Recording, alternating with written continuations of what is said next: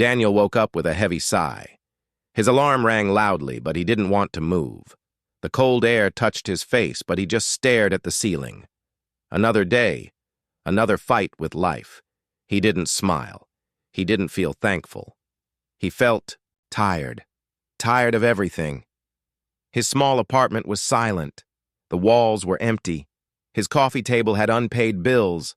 His phone screen was full of job rejection emails. Daniel sat on the edge of his bed and whispered, "Why me, God? What did I do to deserve this life?" He dragged himself to the bathroom. The light flickered above the mirror. He turned the tap on. Cold water ran over his hands. But when he looked into the mirror, he froze.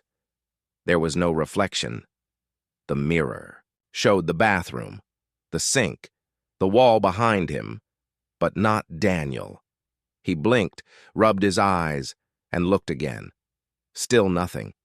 His heart started to beat faster. He touched the mirror. Cold glass. "What the hell?" he whispered. He ran back to his room, picked up his phone, and turned on the selfie camera. The screen showed his face, but when he turned it to the mirror, it still showed nothing. Daniel laughed nervously. "Maybe I didn't sleep well." He walked back, to the mirror again, this time with a small hand mirror in his hand. That mirror worked. His reflection was there, but not in the bathroom mirror. He left the bathroom quickly. "I'm losing my mind," he said to himself. He picked up his phone to check the date. It was right, June 6th, normal day. But something else caught his eye. There was a message on the screen from unknown number. Message, "You forgot what I already did for you." Daniel stared at it. "What the hell is this?" he said aloud. He opened the message, but it disappeared. Gone. No history. No contacts saved. He stood in the middle of his apartment, heart racing. "Is this a joke?" he asked, but there was no one to answer, just silence. He shook his head and sat down on the couch. He looked around the room. Everything looked normal, but felt strange. He noticed something on the table, a small piece of paper, folded neatly. He didn't remember placing it there. He opened it slowly. It was old. The paper looked yellow. The ink was faded. "Before you complain this morning, remember, I already saved you once." His hands shook. His eyes scanned the note again. It was signed with just one letter. Daniel stood up quickly and threw the paper away. "This is stupid," he said. "Probably some prank." He grabbed his jacket. "I need coffee." Stepped outside. The streets were quiet. Gray clouds filled the sky. As he walked down the street, he saw a little girl standing near the corner. She looked lost. She had no shoes. Her clothes were dirty. She was holding a teddy bear. Daniel looked at her confused. "Where are your parents?" he asked. The girl didn't answer. She just smiled and pointed behind him. Daniel turned around. No one was there. When he looked back, the girl was gone. Gone. No sound, no footsteps, just empty street. Now Daniel felt real fear. Something was wrong. Something he didn't understand. He walked fast to the nearest coffee shop. The bell above the door rang as he entered. The girl at the counter smiled. "Morning. Usual coffee?" Daniel blinked. "How do you know me?" She smiled again. "You come here every Thursday." "It's Tuesday," he said. The girl looked confused. "No. It's Thursday, June 8th. Daniel pulled out his phone. It showed June 6th. He held it up. "Look, my phone says June 6th. The girl looked again and said softly, "Maybe your phone is wrong." Daniel's mouth went dry. "Can I use your bathroom?" She nodded. He walked into the coffee shop's bathroom and stood in front of the mirror. His hands trembled as he looked up slowly. This time, he could see himself. His own tired eyes stared back at him. A broken man. A man full of questions. But behind him, In the mirror, someone else was standing, a woman, smiling. She had kind eyes. Daniel spun around. No one was there. His breath caught in his chest. His knees felt weak. He turned back to the mirror. The woman was gone. He washed his face, breathing fast. "What is happening to me?" he whispered. When he walked out, the girl at the counter said, "Your coffee's ready." He took it without speaking and sat by the window. Outside, people walked by. Some laughed, some talked, some rushed to work. But Daniel sat quietly. His mind wasn't on the people. It was on the reflection, the voice, the note, the message. He remembered the whisper he heard that morning. "You forgot what I already did for you." He closed his eyes and tried to think, tried to remember something, anything that felt like a sign. Suddenly a memory came, a car crash, years ago. He was in the passenger seat. The car rolled over 3 times. The driver died. But Daniel walked away with only a cut on his arm. The doctors called it a miracle. He had forgotten that. More memories came, a fire in his childhood home. He was trapped in his room. The firemen couldn't find him, but somehow he woke up outside, on the grass. No one ever explained how. Daniel opened his eyes. Had God already saved him? Was he too busy complaining to remember? He looked down at his coffee. The cup had a message printed on it. "Be still, I am with you." Daniel stood up, heart full of questions. The clouds outside were darker now, but his mind was beginning to clear. Someone, or something, wanted him to remember. And suddenly, for the first time in a long time, Daniel didn't feel alone. He whispered, "What are you trying to tell me?" And from deep inside his soul, he felt a quiet answer. "Before you complain this morning, remember what I already did." Daniel sat on his couch holding the coffee cup tight. His hands were cold. His heart beat slowly now, but his mind was full of noise. Who was the woman in the mirror? Why did she smile at him? Was it real? Or was he losing his mind? He didn't sleep that night. He just stared at the ceiling, thinking about all the strange things that had happened. The missing reflection, the old note, the little girl who disappeared, and the message from the unknown number. "You forgot what I already did for you." By morning, Daniel looked pale. He had dark circles under his eyes. But something inside him had changed. For the first time in many months, he wasn't angry, he wasn't bitter, he was confused, but calm. Then came the knock. It was soft, gentle. Daniel opened the door slowly and looked around. No one was there. But when he looked down, he saw an envelope. No name, no address, just a red wax seal on the back. He picked it up, heart racing. The envelope felt heavy, like it had been waiting for years. He took it inside, sat on the edge of the couch, and opened it carefully.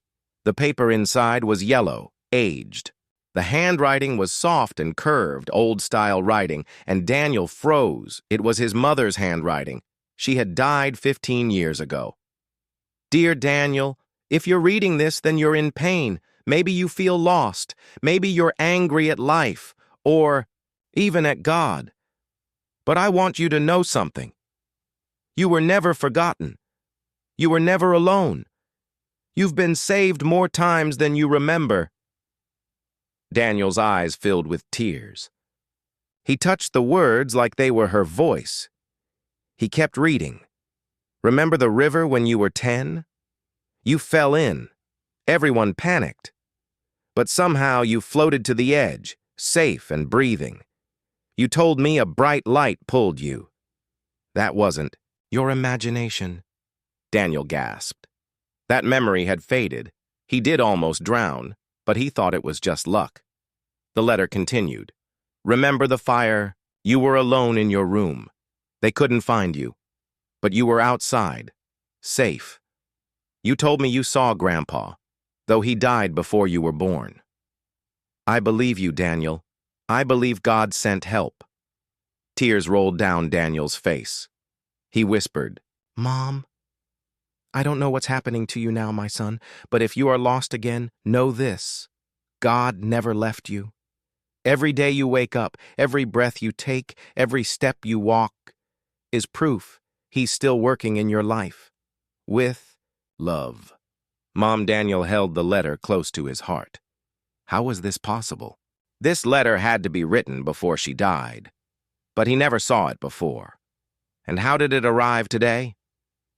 He turned the envelope over. Something else was inside, a small photo. It was him, age 10, smiling beside a lake. In the corner of the picture, something caught his eye, a figure, a shadowy figure standing in the background. It looked like a man, tall, glowing faintly. Daniel zoomed in. The figure's hand was raised like it was waving, but he didn't remember anyone else being there. He flipped the photo. There was a note on the back in the same handwriting. He was always watching, you just didn't see him. Daniel sat frozen for a long time. How many times had he almost died and survived? How many times had he been helped and never said thank you? He got up and walked to the window. Outside, people were living their lives. Some smiled, some frowned. But most of them were just like him, too busy to see the miracles around them. His phone buzzed. Another message. From unknown number. Now, do you remember? Daniel felt a chill. He texted back, Who are you? No reply. Instead, the phone rang. Caller ID, blocked number. He answered with a shaky voice. Hello? But no one spoke. Just a soft sound like a song. A lullaby. He knew that song. His mother used to sing it when he was sick. He hadn't heard it in years. Tears filled his eyes again. Why now? He whispered. Why is all this happening now? The voice on the phone was soft. Not male, not female, just peaceful. It said, Because you were about to give up, and I don't let my children fall without reminding them they're loved. The call ended. Daniel sat down. His heart was racing. But he wasn't afraid anymore. Something bigger was happening. Something he couldn't explain. But deep down, he felt hope. He opened an old drawer and took out a dusty box. Inside were memories, photos, letters, small things he hadn't looked at in years. Daniel left his apartment early. Something inside him had changed. He didn't know exactly what, but he felt different. Lighter, quieter, as if some invisible weight had been lifted. He carried the letter from his mother in his jacket pocket, gave him strength. The air outside was cool. The clouds hung low, hiding the sun. But Daniel didn't feel cold. He walked to the bus stop, the same one he used every morning. But today, he wasn't rushing. Today he was watching, really watching, everything. A mother was holding her child's hand, laughing softly. An old man fed birds with a gentle smile. A stray dog followed a boy who shared half his sandwich. Daniel noticed it all. He never used to. He reached the bus stop and sat on the bench. Only one other person was there. A man in a long brown coat, wearing an old-style hat. His shoes were worn out and his beard was white. He looked like someone who had walked through every season of life. Daniel nodded politely. Morning? The man smiled back. Good morning, son. His voice was calm, deep, like he carried time inside him. They sat in silence for a while, then the man spoke again. You look like someone who's seen something real. Daniel turned to him slowly. What do you mean? The man didn't look surprised. You look like someone who's been reminded that life isn't always what it seems.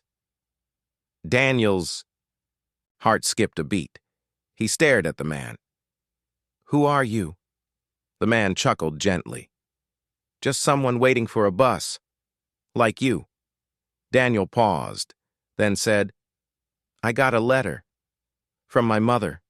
She died years ago. But the letter just showed up, and strange things started happening. The man nodded like he already knew. Daniel kept talking.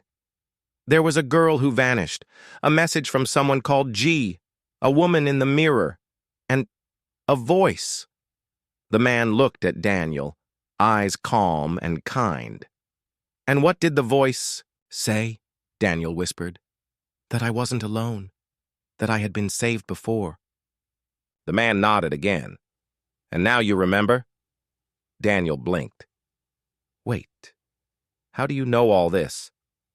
The man stood up slowly as if his bones carried old memories. He walked over and sat beside Daniel, closer now. "Let me tell you a story," he said. "About a boy who fell in a river. People screamed. They thought he would drown. But someone pulled him to safety. Someone no one else saw." Daniel's breath caught in his throat. The man continued. "That same boy was trapped in a house fire, no way out. But when they found him, he was outside. Alive. He said a glowing man helped him. Daniel could barely speak. That was me." The man turned his eyes toward Daniel. "You were chosen, Daniel. Not because you're perfect. Not because you're lucky. But because you're meant to remember and remind others." Daniel asked, "Remind them of what?" The man smiled. "That even when life feels heavy, someone is still holding them. Even when things go wrong, someone is still working behind the scenes."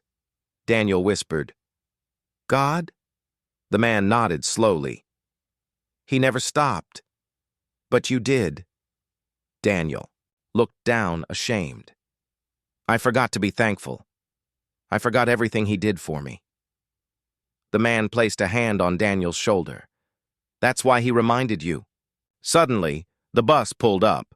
The man stood and tipped his hat. "My stop is coming." Daniel stood too. "Wait, who are you?" The man stepped onto the bus, then turned around. "I'm just a messenger, Daniel. You'll meet more like me." And then the bus drove away. Daniel stood at the stop, staring as the vehicle disappeared. He checked his phone. No messages, no missed calls, but the screen blinked once. Then a notification appeared. Every reminder is a gift. "Gee," Daniel smiled. He knew now that none of this was a coincidence. He had been blind for too long, complaining about what he didn't have, forgetting what he had already received.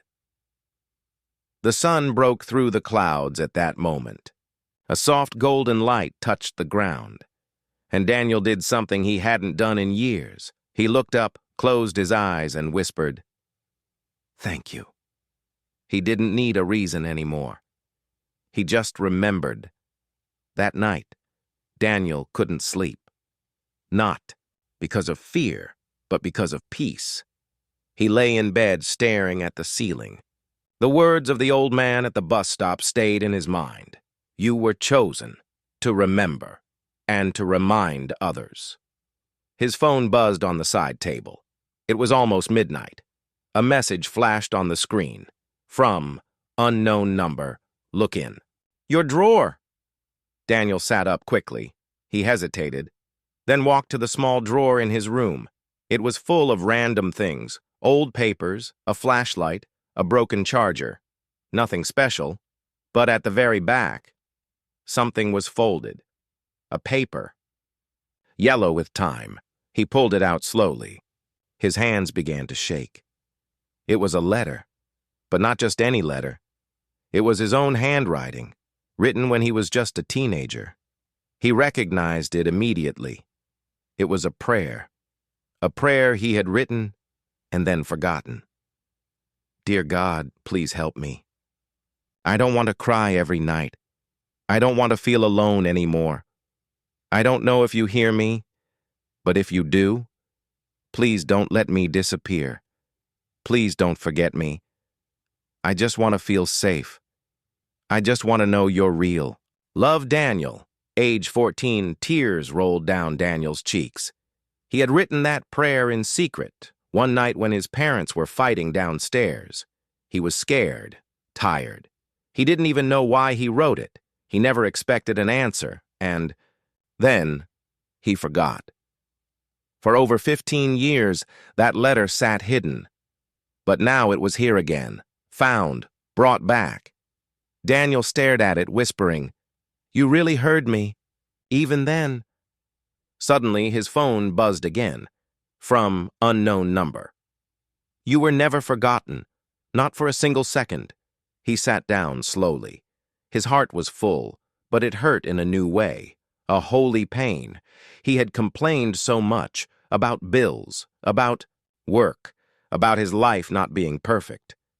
But long before all that, he was a scared boy who just wanted to be seen. And now, he knew. He had been. Every night he didn't die.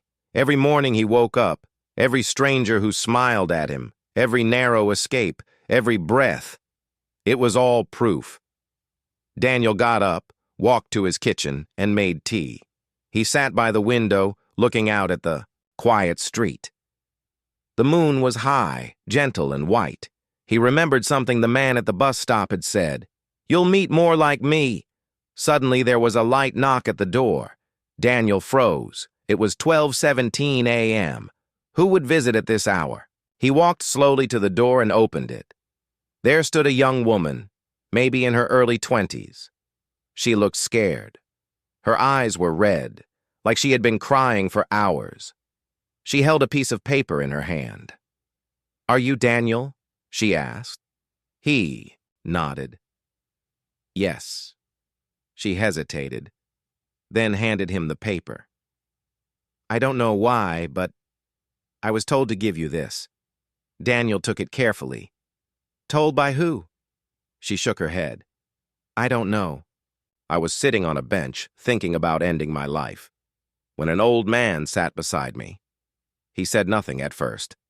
Then he gave me this paper and told me to find you. He said you would understand." Daniel opened the paper. It said only one thing: remind her that she is not alone. "Just like I reminded you." Daniel looked up. The girl was shaking. He stepped aside. "Come in. You don't have to be alone tonight." She looked surprised, but something in his voice made her nod and walk inside. Daniel gave her tea just like he had made for himself. She sat quietly at the table. Her hands trembled. "What's your name?" Daniel asked softly. "Emily." He smiled gently. "Emily, do you believe in miracles?" She let out a small, bitter laugh. "Not anymore." Daniel placed the prayer he had found on the table. She leaned over and read it. Her eyes filled with tears. "I wrote something like that once," she whispered. "When I was little." Daniel nodded. "So did I. And I thought no one heard it." She looked at him. "Did someone answer?"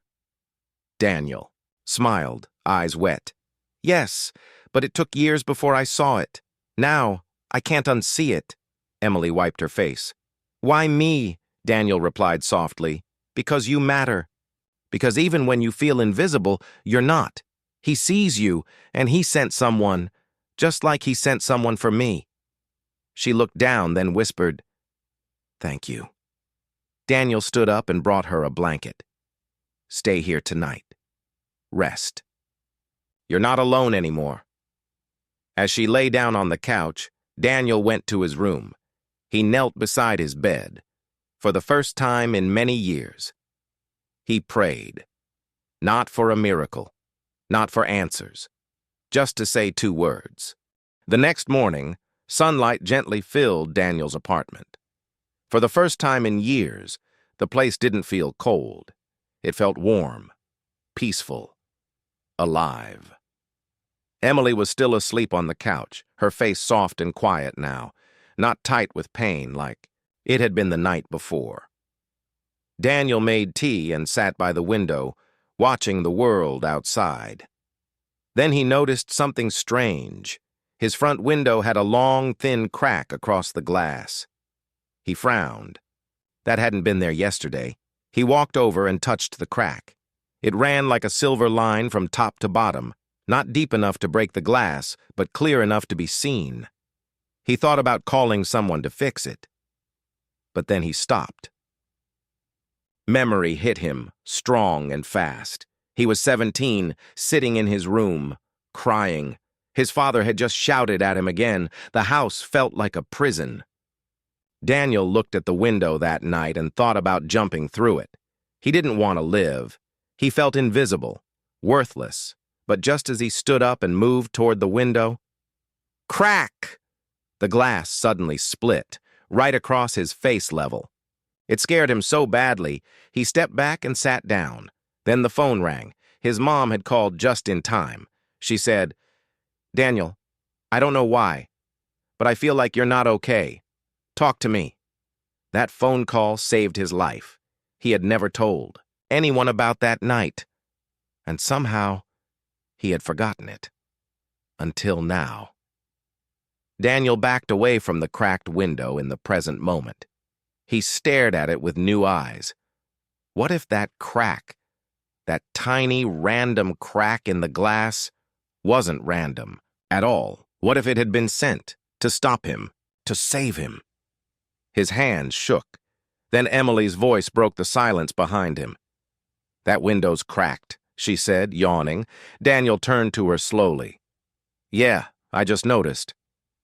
"Bad luck," she said. He smiled gently. "No, I think it's good luck." She raised an eyebrow. "How?" Daniel walked to the kitchen, poured her some tea, and handed her a cup. "Let me tell you a story."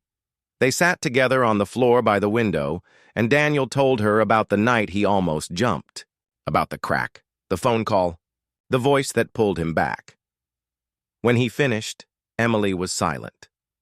Then she said something Daniel didn't expect. "I think my miracle was a glass bottle." He looked at her. "What do you mean?" She stared down at her cup. "When I was 10, my stepfather was drunk again.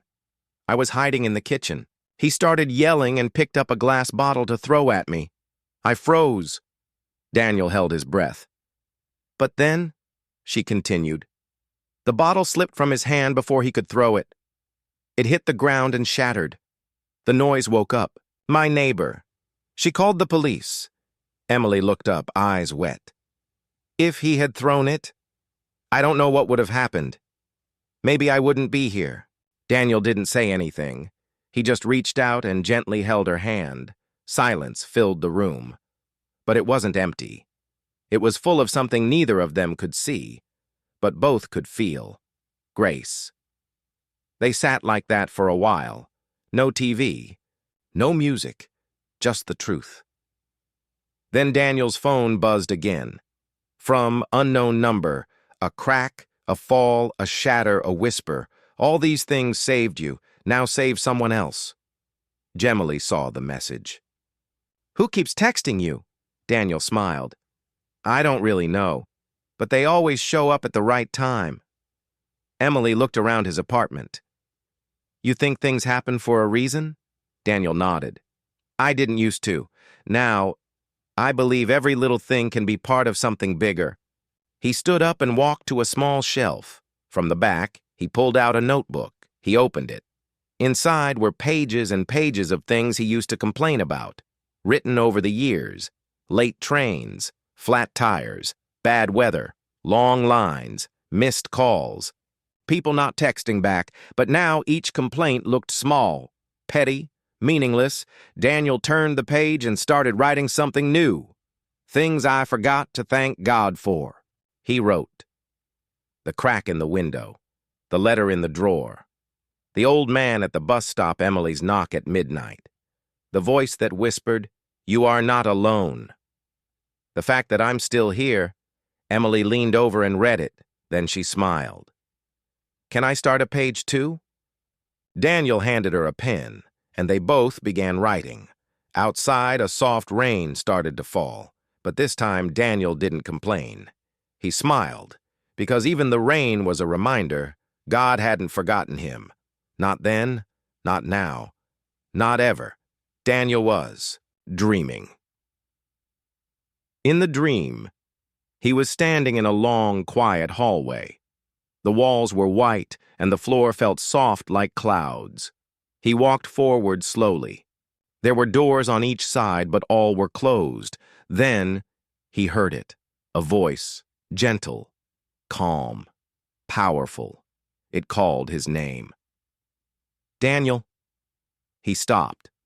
No one was there, but somehow, the voice felt familiar, not like someone he knew, more like someone he had always known. He turned slowly, trying to find the source. Again the voice called, Daniel. I've always been here. Then the hallway began to fade. Daniel woke up with a deep breath. The dream was still fresh in his mind. He sat up in bed. His heart was beating fast, not from fear, but from something else, awe. It was 4:03 a.m., too early for the sun, too early for the city noise. Emily was still sleeping on the couch, curled up with a blanket. Daniel stood and walked to the window. The cracked glass was still there, but now it looked like part of a story. His story. Then he heard something strange. A whisper. It was soft, but clear. Daniel. He froze. He turned around. No one was there. He closed his eyes and stood still. Again, the whisper came. You're not hearing with your ears. You're hearing with your spirit. His eyes opened wide. The dream. The voice. The whisper. It was all real. Not physical, but still real. Then his phone buzzed on the table. A new message from the unknown number. You remember me? Because I never forgot you. G. Daniel sat down slowly. He whispered, Who are you? And in that quiet moment, he already knew the answer.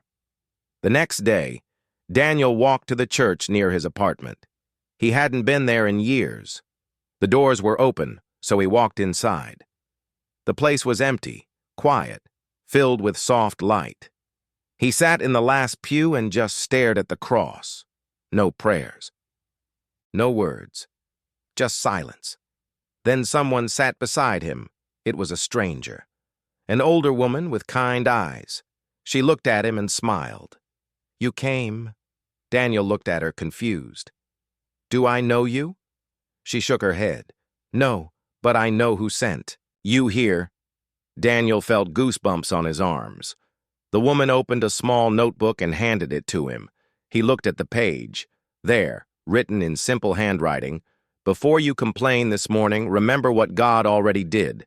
His eyes filled with tears. That's the title of my journal, he whispered. The woman nodded. And now it's the title of your journey. He stared at her. Who are you? She stood slowly. A messenger, like the man at the bus stop, like the whisper in the night. You're not going crazy, Daniel. You're waking up. She turned and walked away, leaving the notebook behind. Daniel held it in his hands. He opened it. Inside were 8 blank pages, except for the very last one. On that page, written in the same handwriting. You've remembered me.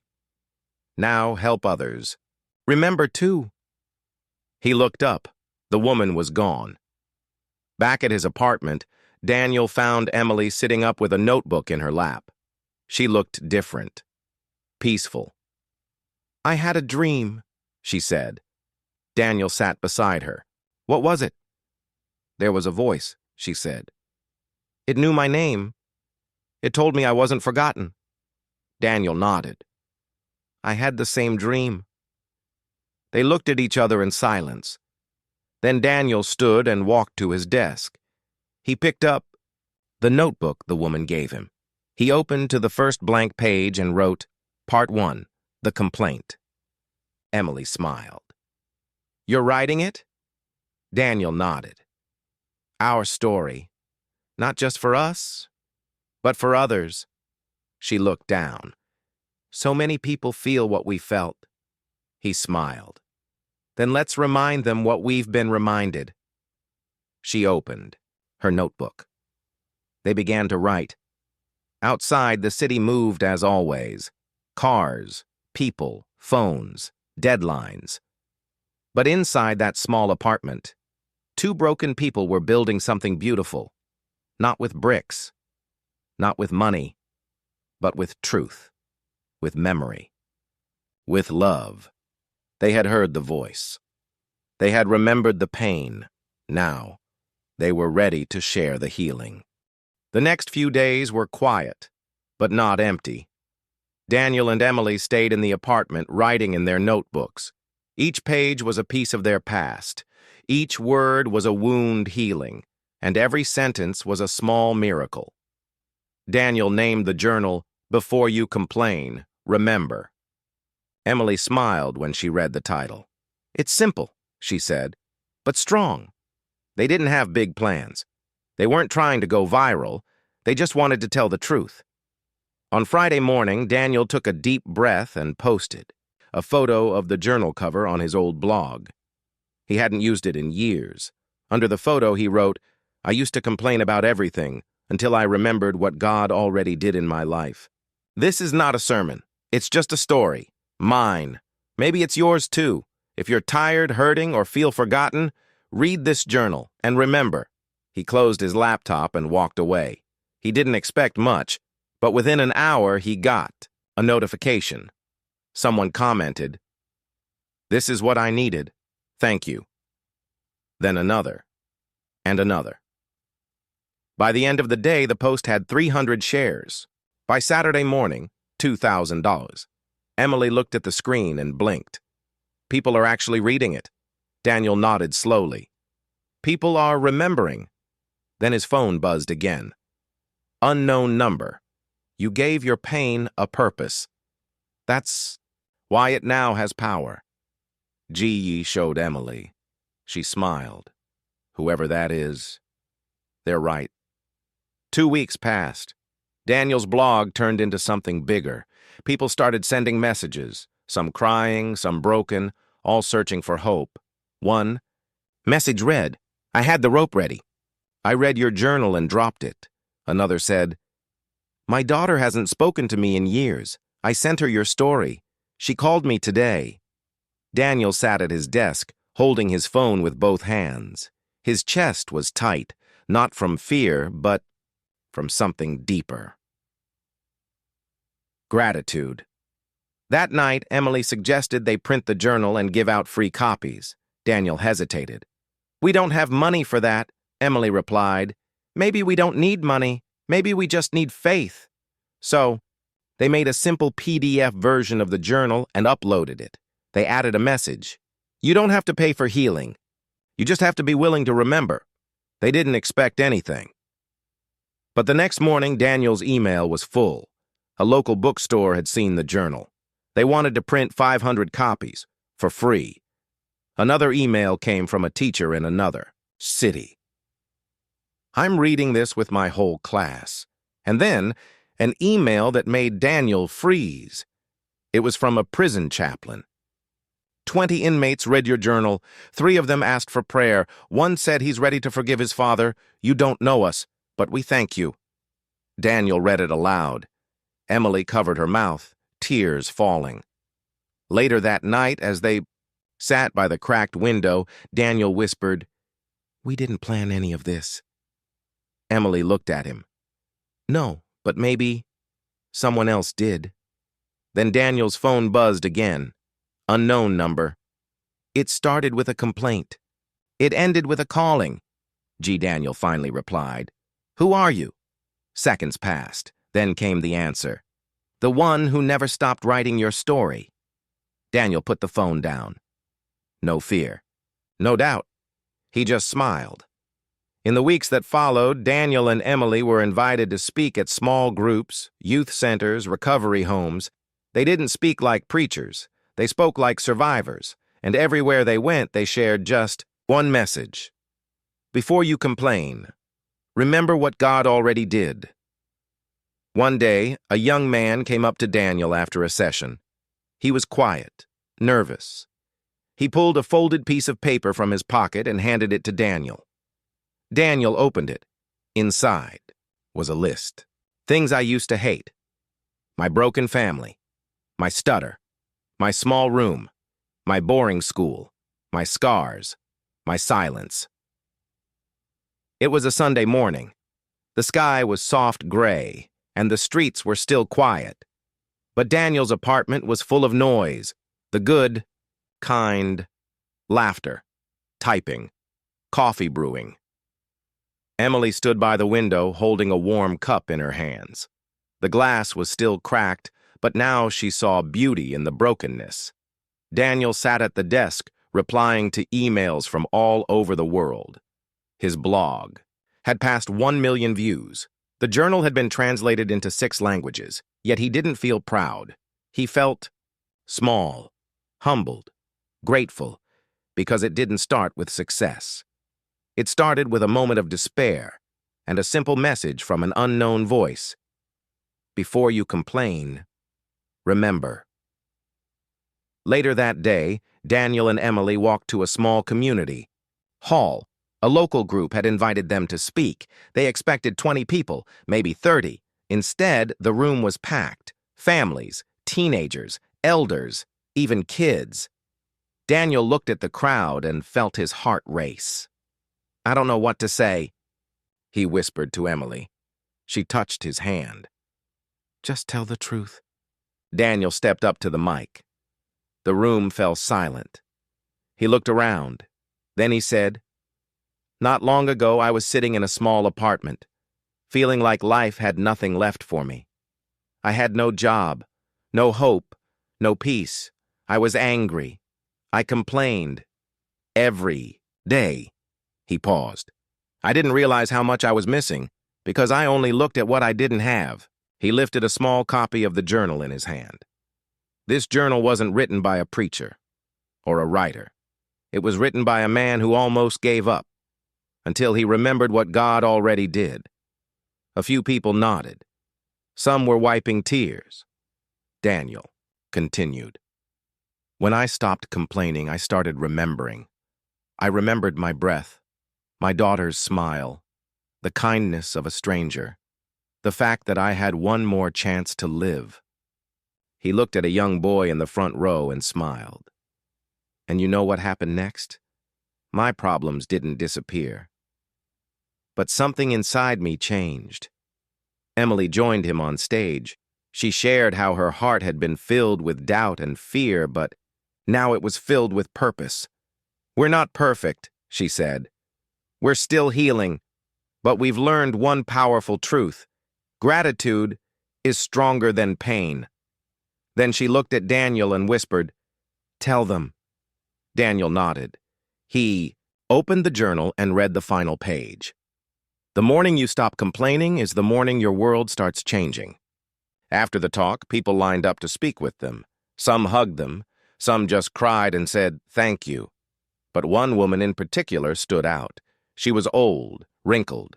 Her eyes were tired, but kind. She handed Daniel a small envelope. He opened. Inside was a photo. It was the man from the bus stop, the stranger who gave Daniel the first message. On the back of the photo, it said, "This is my father. He passed away last year. He used to carry little cards with Bible verses and give them to people. He said, 'Sometimes one sentence can save a soul.'" Daniel's hands trembled. The woman smiled. "I think he gave you one."